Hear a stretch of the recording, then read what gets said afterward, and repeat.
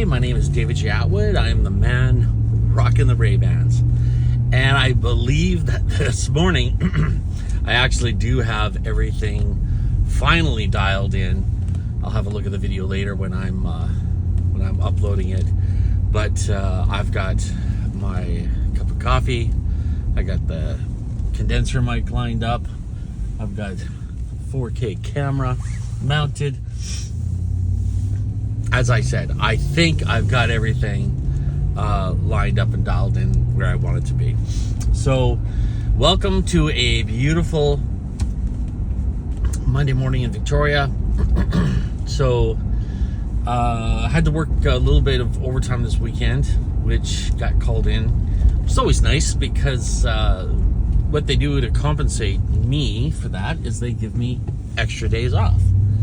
And I've always said I'd rather have the time than the money. So I like getting the extra time off. It's nice. So me and Gabby are going to probably tack that extra time onto our trip to Edmonton this summer. And extended by a couple of days. So that's nice. But anyways, enough about that. The thing about working overtime on the weekend is it's so exciting. Like, you're like, yes, I got overtime. Like, oh, now my weekend's, cut in half. And it is weird because all day Sunday, I just kept feeling like it was Saturday. And you had to pack in all your chores and tasks in one day. The whole thing just kind of felt a little meh. But it is what it is. We're back at the salt mine this morning. It looks like it's going to be a pretty nice day. It's a little bit overcast, partly cloudy, but that's what you get when you live on a little island on the Pacific Ocean. So,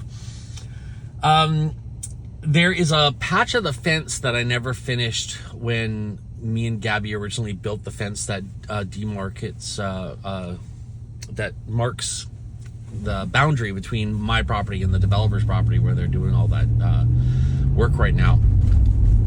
We put the fence up early because I felt very strongly that they were going to start working on my side of the property. I wanted to make sure that they understood that this is actually my property. And even when I went to go start building the fence, I noticed that they were on my property, about a foot, and not the end of the world, but I was trying to make a stand, trying to make a point, and so I asked them to come up and double check that. They moved it. Me and Gabby planted the fence. But there was a gap at the edge because it was connecting to concrete. So one of the things I did yesterday was I took a piece of 2x4 and I actually epoxied it to the concrete, and I had to wedge it in there. It's kind of one of those things where you think about what you have to do. You look at the problem and you figure out a solution to it. Like, how was I gonna put this wood onto the concrete long enough for the epoxy to set, because it needed a 4-hour cure time. So you look around at what I've got, and I was able to create a kind of a wedge with a couple of 2x4s, and it worked perfectly. Problem solving is always going to be your number one asset. When I was younger, I always thought it's not my job to solve problems, it's my boss's job. Or it's my parents' job, or my teacher's job. My job is to do what I'm told. That is wage slave mentality. Start learning to solve problems. Start looking at the bigger problems you can solve, the more money you're going to make, period. So every time there's something to do, learn how to do it. And in this day and age, which astounds me, everything you need to learn is on YouTube. Everything you need to learn is on Google. Now with artificial intelligence, for free, you can go into ChatGPT on your phone and you can learn anything. And if you can't learn it from ChatGPT, it'll tell you where to go to learn it. What I'm doing these days with my ChatGPT experience is I'm using it all the time. If I write, like I wrote a letter to my tenants about the rent. The rent every year in the province of British Columbia, I'm allowed to raise the rent, but it's controlled by the government, and you can only raise it like 2%, 1%. One year it was 8%, but that was an oddball year because inflation was just out of control, and there was a more conservative government in place at the time, and they felt that it was justifiable to raise the rent, and they did. And then 6 months later, the NDP, the New Democratic Party, got in, and they brought it back down to 2%. I'm allowed to raise. Now, the cost of my property tax they're threatening to raise my property tax. Oh, scheisse. But they're threatening to raise my property tax 28% this year. So property tax goes up, interest rates go up, everything's going up. So for me to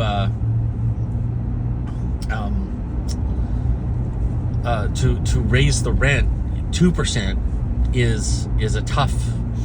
It doesn't quite meet up with the actual demands that are put on me to make sure that we can kind of keep up with the costs of everything.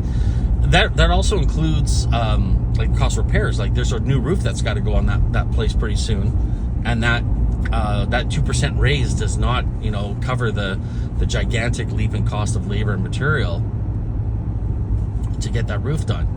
So there's a reason why the price of rent gets raised. So for those of you out there that aren't landlords and are maybe affected by rent wherever you're living, if you're living in a major city in this country right now, then understand that those rental increases do come into play, and they are very real. There's real costs involved with having rent control. Now, I just want to be clear, real quick. I've got some tenants that have been great tenants. They've been good to me, and I put them into a unit that I actually bought at a really, really great price. I put a ton of sweat equity in the place to kind of keep the cost under control, and I put them in, and as the cost of everything went up, I was still able to keep that rent down at a really decent price. I never raised the rent in the 4 years that they were tenants of mine. I'm not bragging, but when I can do it, I do keep that rent where I can. But with this unit, it's a little different. I bought the house. I didn't do the work in it other than some aesthetics, like new flooring in the house and new paint and stuff like that. But none of the big ticket items I was able to do myself. In fact, that was the one unit where the hot water tank went while I was away, and it ended up costing me like $2,100 to put it in. But the thing is that I just sent them a letter yesterday saying, I'm not going to raise the rent this year. I'm going to do what I can to keep the rent what it is. But keep in mind that the property tax has gone through the roof, and the cost of inflation, and just the gas to come out and do things. Plus, we're coming up to an annual inspection, and the guy who's going to inspect the house he's a lot he's expensive as well. So anyways, when I write those letters, I always run them through ChatGPT, and if there's ever anything I'm working on that needs extra work, like extra mind power that I don't have, what is the torque specification for the lug nuts on my on my truck's wheel? Well, then I'll look it up.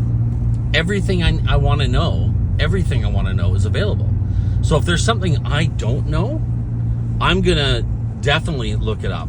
So when people say they don't know how to do something in this day and age, they don't know how to problem solve, I get a little frustrated. And so I want, maybe if you're watching this channel, maybe you're one of those people that just kind of go through life, and you're scrolling a little bit too much. Maybe you're spending too much time on social media, not using it the right way, actually creating content and learning how to do really amazing things. You got to get out of that. But more importantly it's incredibly important to learn how to problem solve. And the act of problem solving is going to go a long way to getting you to a better life, better jobs, better income. And when you start thinking about considering running your own business, and that's my next, the next stage of this Financial Freeway podcast is to start going into business ownership, business creation, and looking out there and actually buying businesses. You need to be able to be a good problem solver. And look, my thing with my fence yesterday, I was looking at it going, I don't know how I'm going to do this, so let's figure some things out. Let's see what we can do. And I was able to get to a place where I found some old scrap wood that I had from when we tore down that shed, and I was just able to just basically hammer it into place. Had some issues with that, had some issues trying to figure out how to hammer that wood in and get it wedged in properly, and I worked around it. I sat there and I didn't give up. And I think that's the thing, is a lot of people are afraid to make mistakes. And part of the problem solving process is you got to make mistakes. And a lot of people don't want to, because they want to. Look, I believe the best of people. I don't believe people are lazy for the most part. I believe people aren't educated. And when people know how to do their job really well, they want to do it. And that's part of it, is problem solving. And a part of that is also being not fearless, but courageous enough to actually take a chance that you might make a mistake, and that you might actually make the problem worse. You have to be courageous. You have to be able to say, okay, I'm going to see what I can do. And that takes courage, and that takes the willingness to make a mistake. But problem solving is something that I think needs to be more, it needs to be really driven home when kids are young. And I don't think it really is, because you either get it right or you're wrong. I think that's how I was raised. Maybe they're changing things up now in school. But when I was a kid, it was you get it right or you get it wrong. And that's it. The answer is A, B, C, or D. And if you get one of those wrong, you fail. That was it. So it made me afraid to problem solve. It made me afraid to put myself in a position where I could make a mistake. And another thing I had an issue with when I was younger was I had a real problem with authority. I was afraid of anyone in a position of authority over me. I mean, deathly afraid. If I had a job, I was afraid I was going to lose it. If I had a teacher, I was afraid to be called out in front of the class and embarrassed because I would make a mistake. We need to get to our kids, and I'm hoping if you're one of these people, you're trying to figure out what to do with your life, learn problem solving. If there's something to be done in your house, do it. Look at it like I've got to do some drywall, and one of the biggest thing, I got to do some drywall repair. One of the biggest problems I had with any home maintenance was drywall repair, and because I was always afraid of making it look worse, I never did it. So I end up with these holes and cracks and chips in the drywall all over the place, and it just looks horrible. And I had a guest this weekend or last week, and I'm looking around going, I'm embarrassed that I've left all this drywall damage not done. You got to go to YouTube and say, how do I patch drywall? How do I do masking and taping? How do I sand? How do I finish drywall so it looks professional? Dig into those problems, and I guarantee you right now, there's an oil change that needs to be done. There is there's things that you need. Like right now, I got a tire that needs to be fixed in my sports car. There are things that you need to do, that you can do right now, where you can actually start to engage that problem-solving part of your mind. I promise you, there's something in your house that you're avoiding because you don't know how to do it, and you've gotten to the point where it's like you start to live with it. You start to go, oh, it's okay. This is acceptable. I don't mind doing this. I don't mind living in this situation. So what you do is you learn to live with it, and then it just grows and starts to fester. Every time you walk past it, it bothers you. Look around at the problems you have in your life and start figuring out how to solve them, no matter how small or insignificant they are.